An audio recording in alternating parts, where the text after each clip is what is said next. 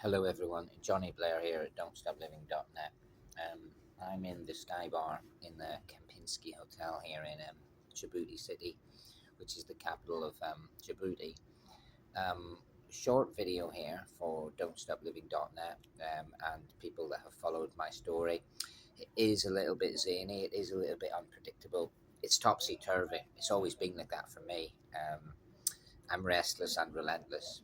The story monitors itself through the blog, and it becomes quite biographical, autobiographical, sentimental. But there's something that I meant to mention many times, and it's called the Lonely Planet. Um,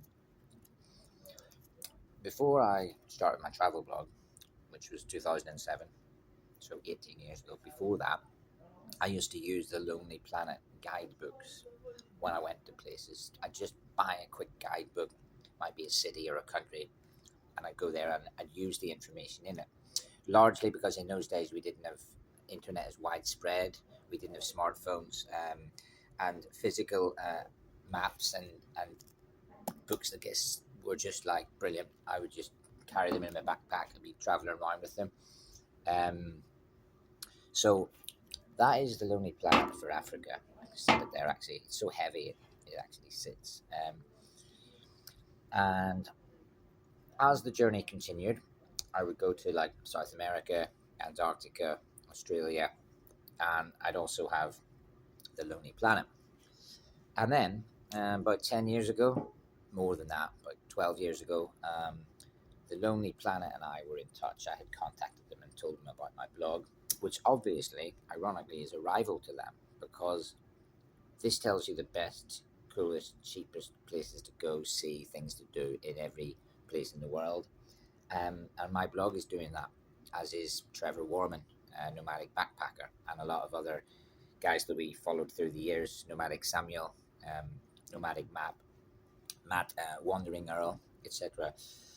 The travel bloggers were a rival to that because we were writing it online, but we still love the Lonely Planet. That's the thing.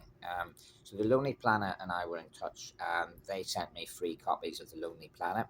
So I had free copies of different Lonely Planets sent to me over the years to promote them on my blogs.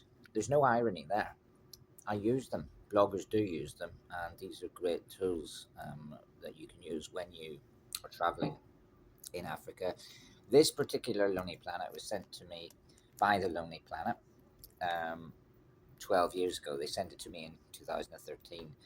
And when I got it, at that time, I had only been to three countries in Africa, and that was South Africa, Swaziland or Eswatini, and Botswana. And when I got the book, I started to write in it.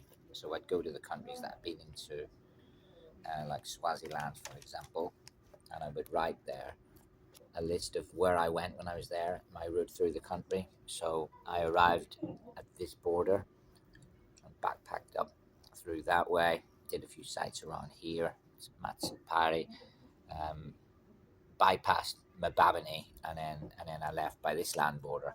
So I started to write everything in that book. So each country that I've been in here is in it. Africa's the hardest nut to crack. Um, Actually, that's ironic, isn't it? There's a nut. It's the hardest nut to crack. Why?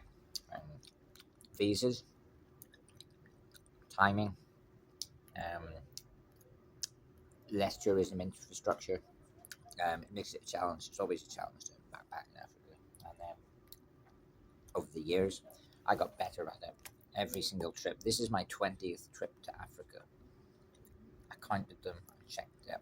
And on each trip to Africa, I try to visit more than one country um, because it's a big jigsaw to complete.